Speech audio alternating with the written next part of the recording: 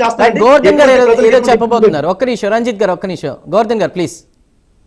అంటే ఒకటి మిత్రులారా, ఒకటి చాలా కీలకమైన విషయం. అంటే మనం నిర్మించలేము. సేమ్ కాళేశ్వరంలో కేసీఆర్ కూడా 2016లో ప్రాజెక్టు నిర్మాణం చేపట్టి 2019లో పూర్తి చేసి 2 సంవత్సరాల్లో పూర్తి చేయాలనుకుని ఆగమేఘాల మీద పూర్తి చేశారు. ఆ తొందరపాటు వల్లే భూగర్భానికి సంబంధించినటువంటి అంతర్గత పరిస్థితి, geophysical condition, geotechnical condition పరిశీలించలేదని national dam safety authority, central government జలశక్తి శాఖ కింద పనిచేసినటువంటి నేషనల్ డ్యామ్ సేఫ్టీ అథారిటీ చెప్పింది. అవి కనుక పరీక్షించి ఉంటే, బోర్ హోల్స్ వేసి ఎక్కడ అసలు శాండ్ ఉంది, ఎక్కడ ర్యాక్ ఉంది, ఎక్కడ బలమైనటువంటి గ్రానైట్ రాయి ఉంది, ఎక్కడ సున్నపు రాయి ఉంది అనేటువంటి పరీక్షలు చేసి ఉన్నట్టయితే దృఢమైనటువంటి పునాదిని నిర్మించుకోవడానికి అవకాశం ఉండేది అని చెప్పారు. అది నిర్మించకపోవడం వల్ల 3 బ్యారేజీలు డిబాక్లు అయిపోయాయి. చిన్న 10-15 టీఎంసీలై. పోలవరం అనేటటువంటిది తొందరపాటుతో డేట్లు డెడ్లైన్లు పెట్టి దయచేసి నిర్మించకండి. డేట్లు డెడ్లైన్లు పెట్టి నిర్మించకండి. తెలంగాణలో కేసీఆర్ కూడా చేసింది అదే. ఇంజనీర్ల పైన ఉక్కుపాదం మోపారు. తానే మొత్తం ఒక ఈఎన్సీగా, ఒక చీఫ్ ఇంజనీర్ గా తయారైపోయి ఒక కేసీఆర్ కాళేశ్వరానికి మానస పుత్రిక అని చెప్పేసి కూడా ప్రచారం జరిగింది. చాలా పెద్ద ప్రచారం జరిగింది. దానివల్ల చివరికి విచారణకు వచ్చేసరికి justice Pinakini Chandra Ghose supreme court ఏకసభ్య commission 119 మందిని విచారణ చేసింది. అందులో నేను కూడా ఆ కమిషన్ ముందు సాక్ష్యం ఇచ్చాను. ఆ సాక్ష్యంలో 119 మందిలో నేను కూడా ఒకరిని. ఆ దాంట్లో ఏం చెప్పారంటే కేసీఆర్ చేతులు ఎత్తేశారు.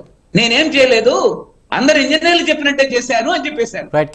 దయచేసి ఆంధ్రప్రదేశ్ లో పోలవరంలో గతంలో ఉన్నటువంటి జగన్మోహన్ రెడ్డి గారి ప్రభుత్వం కానీ, ఈ రోజు ఉన్నటువంటి టీడీపీ చంద్రబాబు నాయుడు గారి ప్రభుత్వం కానీ, ఇంజనీర్ల పైన మోడీ ప్రభుత్వం కానీ ఉక్కుపాదం మోపకండి. వాళ్ళ స్వేచ్ఛ వాళ్ళకి ఇవ్వండి.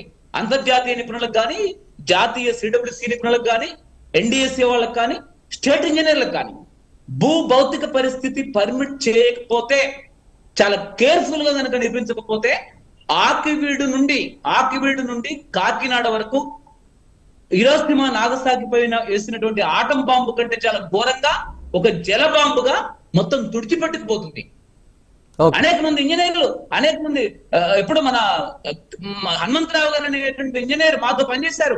రాజమండ్రిలో ఉన్నటువంటి ఈఎన్పి హైదరాబాద్ లో చనిపోయారు. ఆయన ఎప్పుడు క్రమంగా చెప్పేవారు, దయచేసి తొందరపాటుతో కాకుండా చాలా జాగ్రత్తగా భౌగోళిక పరిస్థితికి తగ్గట్టు, అంతర్గత పరిస్థితికి తగ్గట్టు ఆ పరిస్థితి అలౌ చేస్తేనే దాన్ని నిర్మించాలి. ఆ పరిస్థితి కనుక అలౌ చేయకపోతే ఆ నిర్మాణానికి సంబంధించినటువంటి విషయంలో మరేం చేయాలి అనేది. రెండవది, ఒక ఫిలాసఫర్ అంటాడు, పదార్థ చైతన్యంతో పోలిస్తే మానవ చైతన్యం ఎల్లప్పుడూ వెనకబడి ఉంటుంది.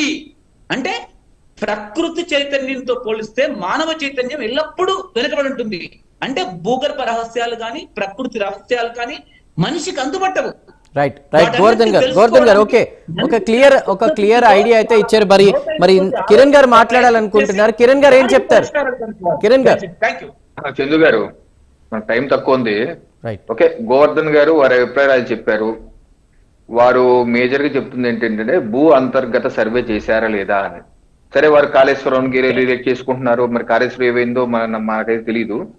బట్ ఫస్ట్ నుంచి ఇప్పుడు ఈ ప్రాజెక్టు అటు సిడబ్ల్యూసి, జనవరుల శాఖ, ముఖ్య సలహాదారులు వెదిరే శ్రీరామ్ గారు, అలాగే సిడబ్ల్యూసి డైరెక్టర్ కయ్యూమ్ అహ్మద్ గారు, అలాగే రాష్ట్ర నిపుణులు, అనేకమైన నిపుణులు అందరూ ఇన్వాల్వ్ అయ్యి మొదటి నుంచి జరుగుతుంది అది.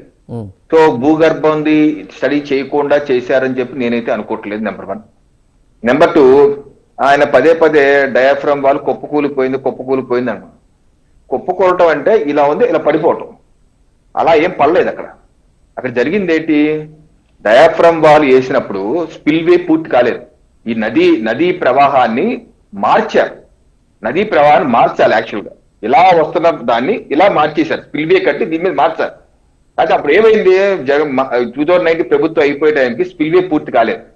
నదీ ప్రవాహం అలాగే ఉంది. దానిలో డయాఫ్రమ్ వాల్ ఉంది. ఎప్పుడైతే వరద వచ్చేసిందో వరద స్పిల్వేలోంచి వెళ్ళిపోతే దాని మీద లోడ్ పడదు, ఓవరాల్ ఇదంతా ఉంటుంది, స్పిల్వే నుంచి వెళ్ళిపోతాయి 50 లక్షల క్యూసెక్, అది ఇంకా పూర్తి కాలేదు. అదే జగన్మోహన్ రెడ్డి గారు ఆపకుండా ఉన్న రీటెండర్ ఇవ్వకుండా ఉంటే ఆ స్పిల్వే పూర్తి అయిపోయేది.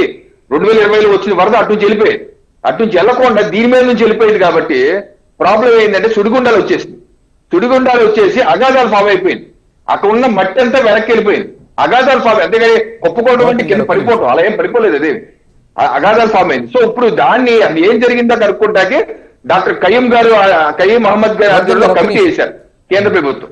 దానిలో ఐఐటి వాళ్ళు కూడా సభ్యులు, వీళ్ళందరూ కలిసి దీన్ని ఇన్వెస్టిగేట్ చేసి దీన్ని నేషనల్ హైడ్రో పవర్ కార్పొరేషన్ చెప్పారు.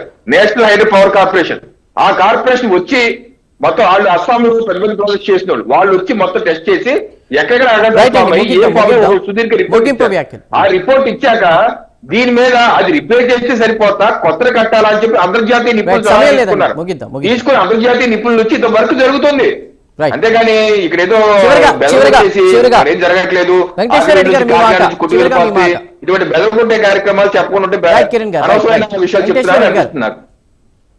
వెంకటేశ్వర రెడ్డి గారు, గోవర్ధన్ గారు చెప్పిన వాటన్నిటిని సమర్థిస్తూనే ఒక భారతదేశ ప్రభుత్వాలు అంత ఈజీగా నిర్ణయాలు తీసుకుంటారని మేము అనుకోవట్లా.